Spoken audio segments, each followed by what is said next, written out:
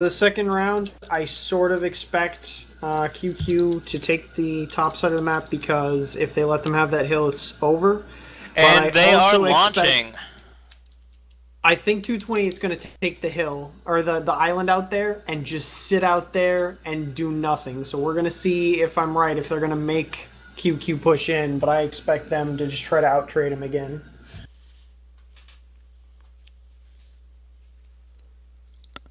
Oh. Oh. Controller. Sure enough, 228th is on the south side of the map. Southwest, whatever. Novas. Novas, Hellbringers, Direwolves, and a couple of Firestarters. So still a pretty split deck. And for QQ, it's a Hunchback, not with LRMs. A lot of Hunchbacks, not with LRMs. Well, two, but that's still a lot of Timberwolves, Hellbringer for ECM, and a couple of Firestarters for some light support.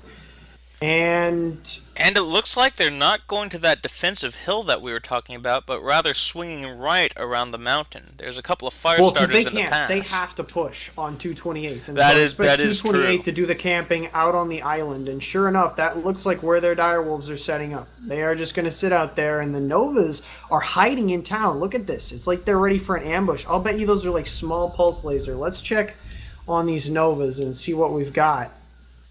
QQ going way around the right side. Crazy stuff. They're really being sneaky here. Yeah, they're actually in the bay itself. I never see that in solo play. Everyone always takes the streets and the roads and hiding in buildings, but they're swinging ER all the way smalls. around. All ER smalls for the ambush Novas.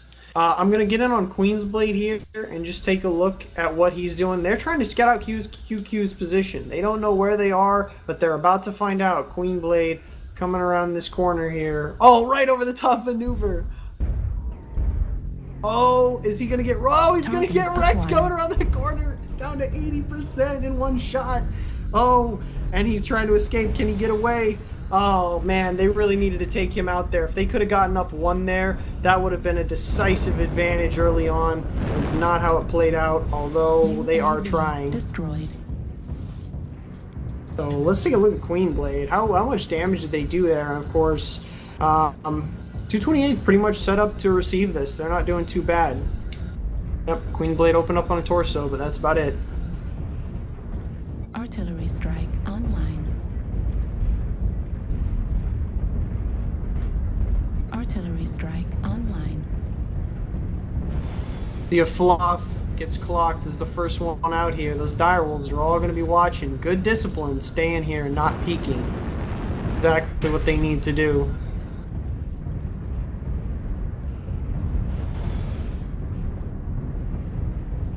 And QQ's going all the way left. They're going to try to use that hill to swing around back and maybe...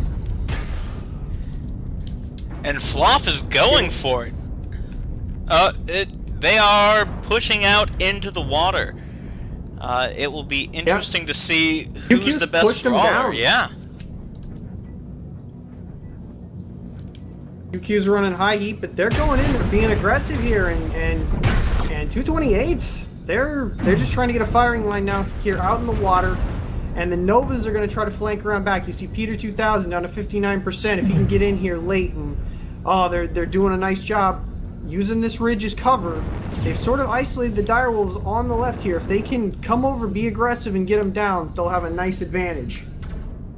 None down for either side yet. Panic button about to go down to that Direwolf, and both Direwolves down for 228. So it's two apiece. No, one to two. QQ's favor. 2-2. Of course, those Novas are not built for long distance trading. ER smalls are very close and personal. I mean, not as much as IS QQ's doing a better smalls. job of circling here, but they're all getting spread out at this point. Those Novas coming in on the back of QQ's line, really starting to tear Scarlet Johan up.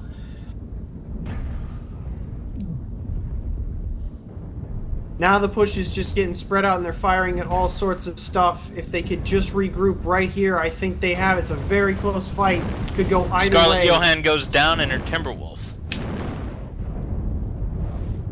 We're in on J-Man. Oh, yes, machine gun AC-20.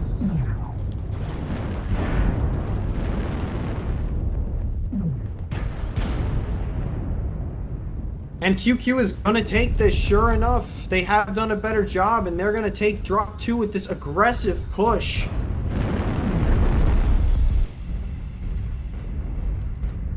I'm so proud of my guys right now. I am totally in the bag for QQ on this one, and that was a great push.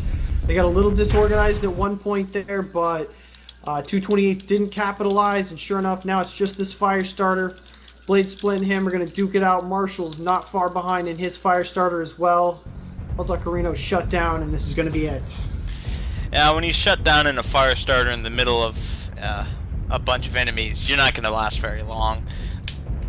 Oh, he's lasting longer than I thought, but his leg is gone, and now he is dead. QQ ties it up 1-1. We'll be seeing a game 4 tonight. This is actually only the second time someone's gone to game 4, isn't that right? And I would just like to say that both times have been QQ. So props to my guys for giving us the rounds that we want. And you see damage spread, just generally better across the board for QQ. Nobody under 100 for either team, so that's good. But QQ just putting out about 100 more damage on average. They did a great job neutralizing those direwolves early on. You see Pisces 0 and Panic Button. We're not allowed to do what they did in that first game, and that is what you must do. If they have direwolves, you have to kill them. They do too much DPS. Those dual Gauss rifles are just heat-free DPS, and they did a great job on capitalizing on it.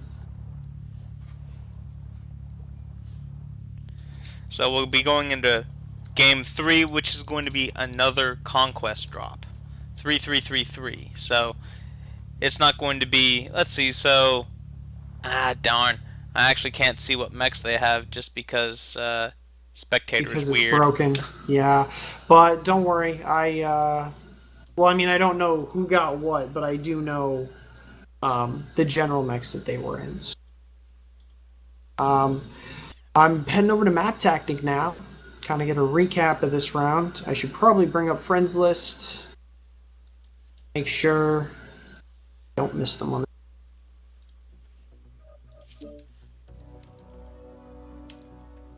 So 228 pretty much did what I figured they would do, and they sort of started camping the hill out here. Just wanted to, it's a nice position to be. It makes them cross the water to come to you. Lots of open ground to cover. 228's a great trading team.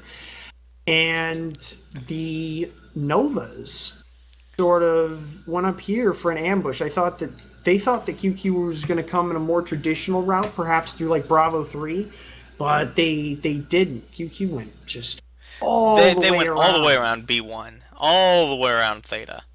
And Blade, or the Queen Blade right there in that blue X, just got nailed by their full line when he scouted them. But it did at least allow them enough time to get shifted. But QQ pushed really strong. They smartly got up here, and then the whole force went. All of them blobbed up all the way across the water, stayed on, this side of the ridge that's sort of right. I'm going to draw it in purple. The top of this crest is sort of right here, and there's enough cover that you can sort of hide mechs behind it from the other side. Did a great job, neutralized the direwolves that were standing out here. The Novas tried to flank around back, but just didn't. I don't think they got there quite early enough. Yeah, once QQ started pushing, 228 certainly started to rotate into C2 to their right. But those direwolves, much slower. Nice Pac-Man, by the way. Much slower than QQ's forces that were able to rotate around them and take them down very, very quickly. Yeah, it was definitely good, and you saw at the end, even though QQ's push got split up, they were sort of, some of them were focusing on the Novas, and some of them were focusing, they were sort of in two kind of split groups almost. But 228 was even more split. They had two extremely wounded mechs sitting up here. They had the Novas, kind of over here. They had one running around here, and they just couldn't pull it together, and QQ definitely did. Although it looked like it might falter at some point, they really pulled it off and ended it well. Now, if I remember correctly, QQ was 8th seed, is that correct? And 228th is 4th, right? Yes. So if QQ takes this, this will be the third upset they've pulled. They knocked 228's sister team out, the Swamp Foxes. They were ranked 7. Last week they took down Mercs Axis of Ignorance. They were ranked 6th. And so if they can do it, they're basically going to be the only not top 4 ranked team. Basically, otherwise, it is going to be the top 4 ranked seeds are the final 4 contenders. So QQ would be thrown in a huge upset here, and man, am I hoping for it. Everyone really likes a good underdog story.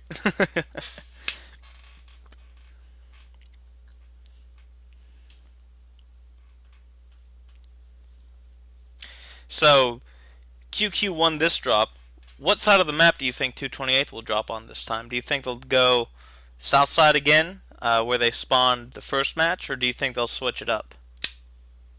I want to believe they'll go topside again. I just think topside has easier control over those 3 points. But then again, I say that, but, they did a really good job dominating that first time out at Islands. So I guess I can't really say that. It was much easier for them to get a hold on Theta.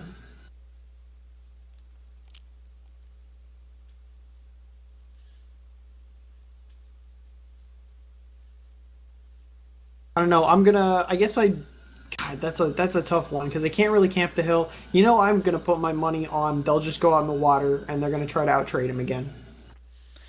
It worked well last time. It stands to reason that it should work well again. I mean, fair enough, but then again, QQ did the better job this second round, so I'm looking here and I'm seeing damage numbers on these Novas. Sure enough, the Novas, pulling off 300, 200, and 100 damage in that last round. Definitely not enough if you're going to take those Novas. I think that would have been better as a Wolverine with large lasers. Would have served them a lot better trying to mow those mechs down as they come in. That is the problem with those close range. You're just gambling that, they're going to be effective. Well, I think